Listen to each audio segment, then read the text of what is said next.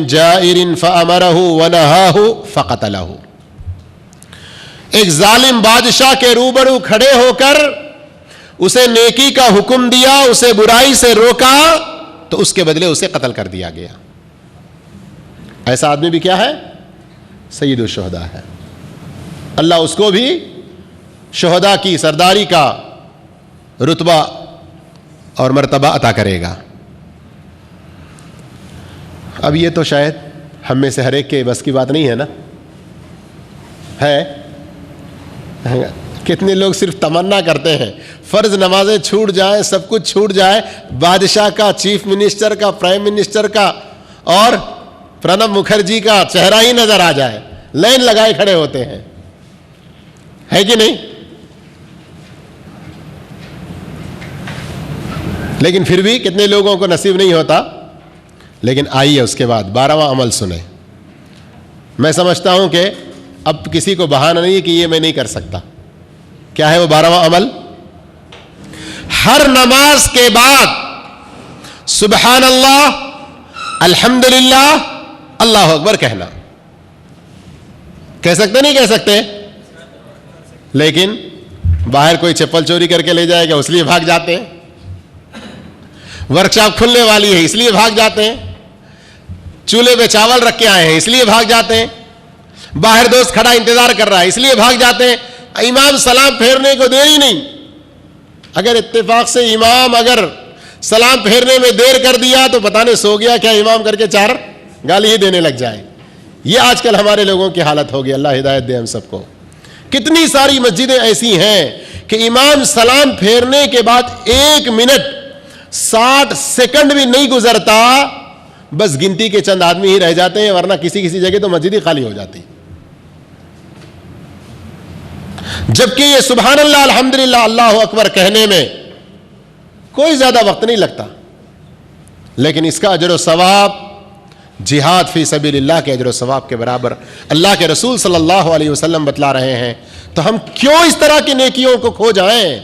اپنے آپ فرصت ہونے کے باوجود دنیا کی ڈیوٹیاں کبھی ختم ہوئی, دنیا کی خواہشات کبھی ختم ہوئی, دنیا کے کام کاج کبھی ختم ہوئے, دنیا کے مسائل کبھی ختم ہوئے. کبھی ایک آدھ بار کوئی کسی سے چھوٹ رہا ہے تو الگ بات ہے, لیکن میں ان لوگوں کی بات کر رہا ہوں یا ان مسجدوں کی جن کو میں نے دیکھا ہے اور روز کا یہ معمول بن چکا ہے. آئیے ذرا اس حدیث کو سنیے. اللہ کے رسول صلی اللہ علیہ وسلم کی بارگاہ میں ایک مرتبہ غریب صحابہ اکرام آئے. کون صحابہ؟ غریب صحابہ اکرام آئے. آ کر کہنے لگے اے اللہ کے رسول صلی اللہ علیہ وسلم, یہ جو مالدار صحابہ اکرام ہیں نا, یہ تو اللہ کی نعمتیں حاصل کرنے میں, نیکیاں لوٹنے سمیٹنے میں ہم سے بہت آگے بڑھ چکے ہیں. اپنے مال و دولت کے سبب اونچے درجات, ہمیشہ کی نعمتوں میں ہم سے بہت آگے نکل گئے یہ لوگ. اللہ کے رسول نے پوچھا وہ کیسے بھائی؟ تو انہوں نے کہا جیسے ہم نماز پڑھتے ہیں وہ بھی نماز پڑھتے ہیں, جیسے ہم روزہ رکھتے ہیں وہ بھی روزہ رکھتے ہیں, لیکن ان کے پاس مال ہے. کیا ہے؟ ان کے پاس مال ہے. اب اس مال سے وہ حج و عمرہ کرتے ہیں, جہاد و صدقات بھی کرتے ہیں, اور ہم غریب ہیں, یہ کام نہیں کر سکتے, اس لیے وہ ہم سے آگے بڑھ گئے اور ہم ان سے پیچھے ہو گئے. ذرا رک کر سوچئے. آگے میں حدیث کو سنانے سے پہلے ذرا غور کیجئے اس وقت کے وہ غریب صحابہ کی فکر اور تڑپ کیسی تھی. دیکھیے آج ہمارے کچھ غریب لوگوں کو جن کی فرض نمازیں چھوٹ رہی ہوں اور ان کو نماز کی دعوت دی جائے, مولوی صاحب آپ کی بات تو بڑی اچھی ہے لیکن نماز پڑھیں گے تو یہاں تو امام صاحب تو ہم کو کھانا نہیں دیتے, آپ کی بات سن کے نماز کو تو آ جائیں گے لیکن یہی تو کسٹمر آنے کا وقت ہے. اس طرح کے بہانے کر کے نمازوں کو چھوڑ دیتے ہیں. اور وہاں صحابہ کو کیا شوق تھا؟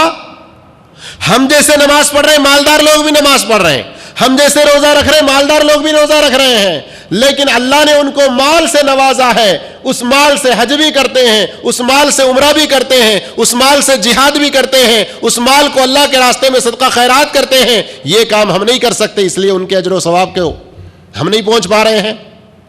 اللہ کے رسول صلی اللہ علیہ وسلم نے فرمایا الا احدثکم ان اخذتم ادرکتم من سبقکم ولم یدرککم من بعدکم ولم یدرککم احد بعدکم. کیا میں تمہیں ایسی چیز بتلاؤں اگر تم نے اس چیز کو مضبوطی سے تھام لیا اور اس پر عمل کرنے لگ گئے تو جو تم سے آگے بڑھ گئے ہیں نیکیوں میں ان تک تم پہنچ جاؤ گے. کن تک پہنچ جاؤ گے؟ جو تم سے آگے پہنچ گئے ہیں نیکیوں میں، اللہ کی نعمتیں حاصل کرنے میں، اونچے درجات کو پانے میں، ان تک تم بھی پہنچ جاؤ گے. اور جو تم سے پیچھے رہ گیا ہے وہ تم تک نہیں پہنچ سکے گا، وہ تم تک نہیں پہنچ سکے گا. پھر فرمایا وَكُنْتُمْ خَيْرَ مَنْ أَنْتُمْ بَيْنَ ظَهْرَانَيْهِ إِلَّا مَنْ عَمِلَ مِثْلَهُ. اور اس روئے زمین پر سب سے اچھے لوگ تم رہو گے. اللہ اکبر. یہ کتنی بڑی ڈگری ہے، یہ کتنا بڑا اعزاز ہے، یہ کتنی بڑی سند، کتنا بڑا شرف کہ تم سے بہتر اس دنیا میں کوئی اور نہیں ہوگا. اگر ہوگا تو وہ ہوگا جو تم جیسا یہ عمل کرتا ہے، جو تم جیسا یہ عمل کرتا ہے. کیا ہے وہ؟ ہر نماز کے بعد 33 بار سبحان اللہ، الحمدللہ، اللہ اکبر کہا کرو. اللہ اکبر کہا کرو. صحابی کہتے ہیں یہ بات سن کے ذرا سا ہم ادھر آپس میں بات کر رہے تھے کہ آپس میں اختلاف ہو گیا کہ اللہ کے رسول صلی اللہ علیہ وسلم نے سبحان اللہ، الحمدللہ، اللہ اکبر تینوں 33 بار کہنے کے لیے کہا یا تینوں ملا کر صرف 33 بار کہنے کے لیے کہا؟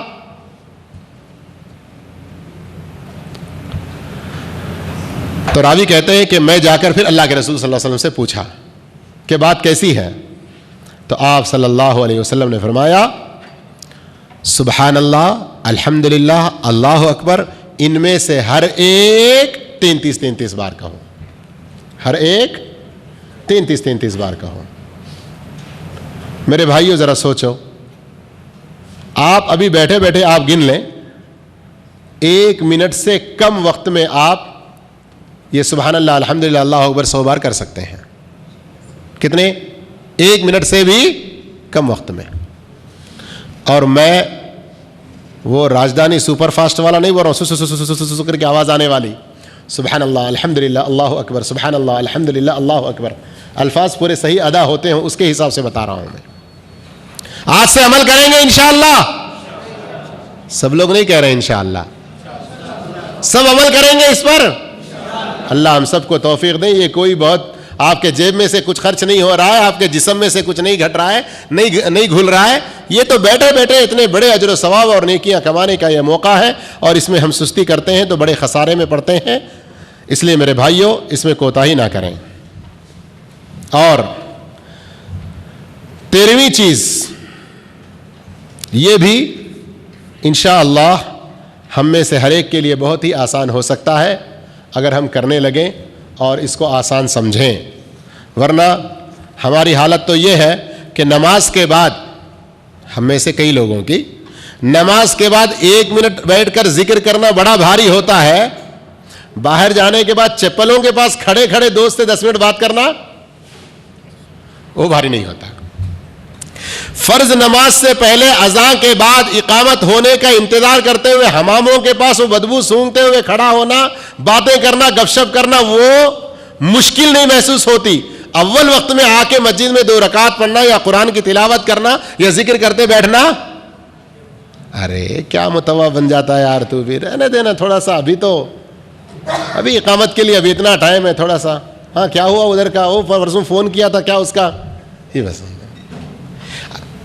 میرے بھائیوں زندگی یوں ہی گزرتی جائے گی، جب وہاں پہنچیں گے اللہ کی بارگاہ میں، یا حسرتا علی ما فرطت فی جنب اللہ، ہائے میری بدبختی، ہائے افسوس، میں نے اللہ کے حقوق کی ادائیگی میں کتنی بڑی کوتاہی سے کام لیا.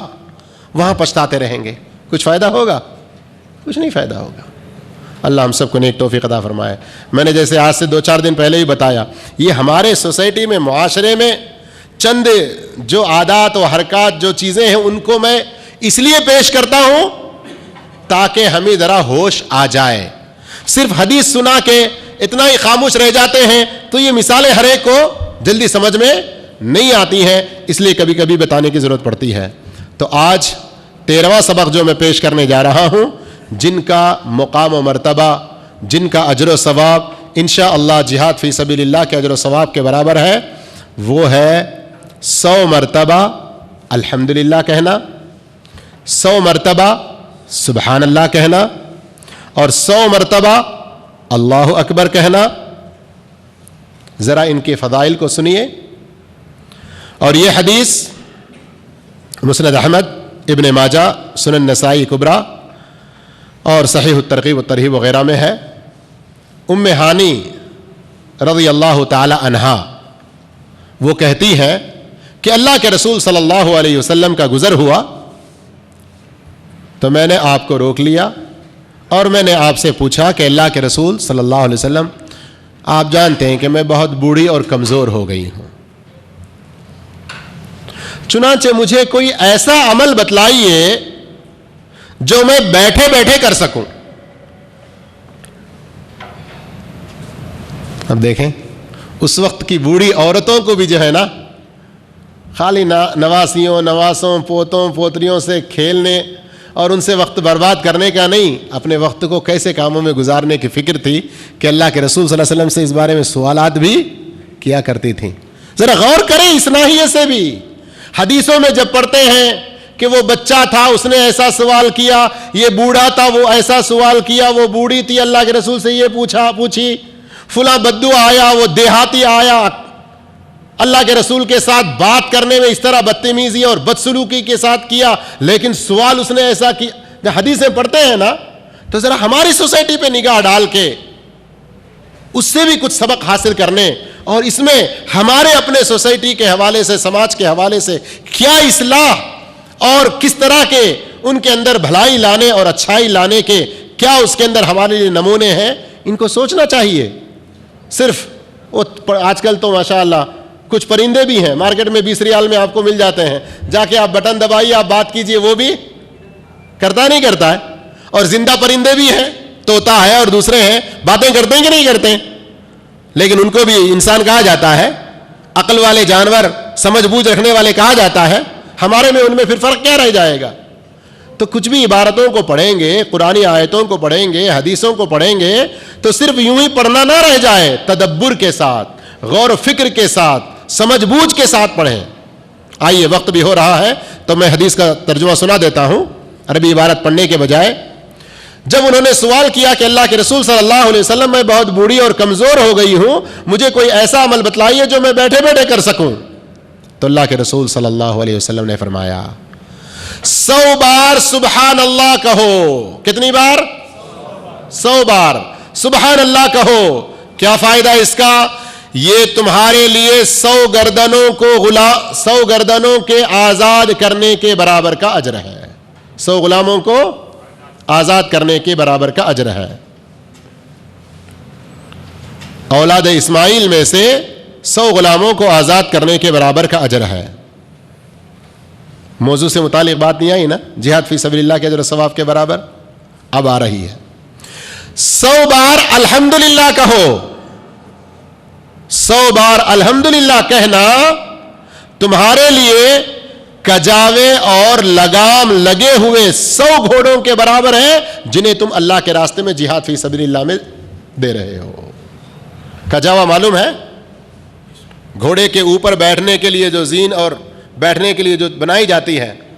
ہاں، ہر آدمی گھوڑے کے اوپر ایسے ہی نہیں بیٹھ سکتا، ورنہ 15-20 منٹ کے اندر ہی اس کی حالت خراب ہو جائے گی.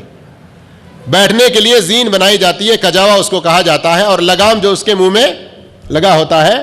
تو فرمایا کجاوے اور لگام سمیت 100 گھوڑے جہاد فی سبیل اللہ میں دینے کے برابر کا اجر ہے. کس چیز کا اجر؟ الحمدللہ. کتنی بار کہنے کا؟ 100 بار الحمدللہ کہنے میں کتنی دیر ہوگی؟ کتنی دیر ہوگی؟ دیکھ لیں آپ، تجربہ کر لیں جا کر. آج میں کل پوچھوں گا کس کس نے تجربہ کیا ہے. پھر آپ صلی اللہ علیہ وسلم نے فرمایا 100 بار اللہ اکبر کہو، یہ تمہارے لیے نشان لگے ہوئے مقبول 100 اونٹوں کے برابر ہے. اور 100 بار لا الہ الا اللہ کہو، یہ آسمان و زمین کے درمیان کو بھر دے گا. اور اس دن آپ کے عمل سے بڑھ کر افضل عمل کسی کا نہیں ہوگا سوائے اس کے جس نے ویسے ہی کہا جو آپ نے کہا ہے. اللہ ہم سب کو ایسے آسان اعمال بہت زیادہ مقدار میں کرنے کی توفیق عطا فرمائے. جزاکم اللہ خیر، والسلام علیکم ورحمۃ اللہ وبرکاتہ.